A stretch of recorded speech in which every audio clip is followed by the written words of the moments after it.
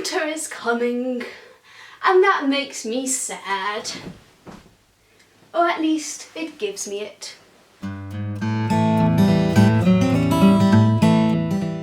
Hello everyone, I'm Ines, this is Squeak Code, and today I'm going to be talking to you about S.A.D, or Seasonal Affective Disorder, which is effectively a fancier way of saying seasonal depression. Now, seasonal depression, as the name suggests, occurs in association with a season. Typically winter, but it can also happen for some people in the summer. For those of us who are in the Northern Hemisphere, winter is fast approaching, and as we know, it is typically associated with lower temperatures and decreased daylight hours. However, it is actually believed that it is in fact the decreased daylight hours, the ones that are responsible for generating the symptoms that we perceive to be as the winter blues. Essentially, we have some special photoreceptors in the back of our eye in the retina, which are specialised in detecting the presence of UV light, and they use this for our brain and for our body clock to entrain our sleep-wake cycle with that of the days that we're experiencing. However, if the input it receives is too far off a certain threshold, then the body is just left to kind of follow its own natural sleep-wake cycle, which isn't entrained to anything provided by the environment. And this is believed to be what's happening in the winter. When the days are too short, the body isn't really sure how to respond to these shorter days, and it therefore leads to problems in regulating melatonin, which affects our sleep, and serotonin, which can lead to depressive symptoms. And it is believed that all of this is at the heart of seasonal affective disorder, at the very least the one that is caused by winter. Otherwise, the symptoms are pretty much just like regular depression. There are typical feelings of not having much energy, lacking motivation, feeling worthless, feeling guilty, feeling sad, experiencing crying spells, not wanting to get up in the morning. And there is also generally an increase in appetite. You may crave a lot of carbohydrates. As for myself, I have always been acutely aware that the weather does strongly influence how I feel. I mean, without going much further, I have actually been trying to record this video for the past 2 days, and both times I just have felt too tired and just too stagnated to bother setting up, and instead I've actually had a massive bowl of pasta. But no, in all seriousness, if you don't know, I am actually from Spain. I mean, you may have guessed this from the fact that I closed caption my videos with Spanish subtitles, and my name, Ines, is a Spanish name, Ines.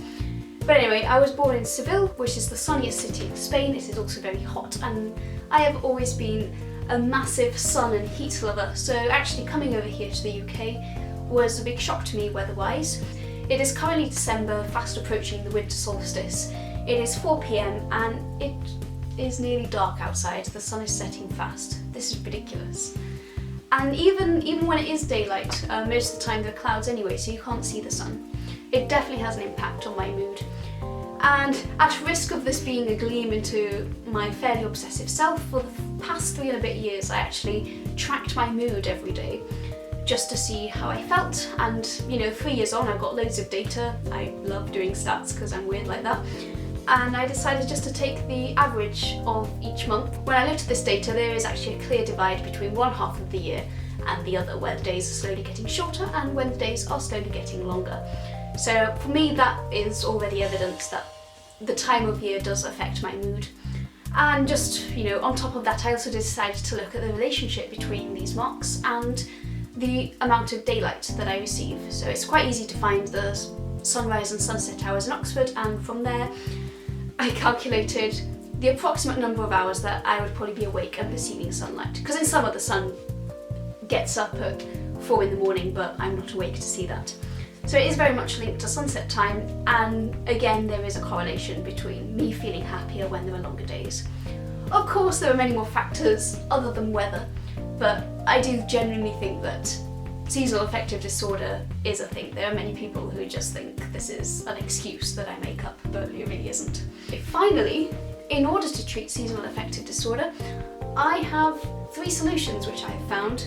The first one is to move and to live in a sunny country. I mean, why did I leave Spain?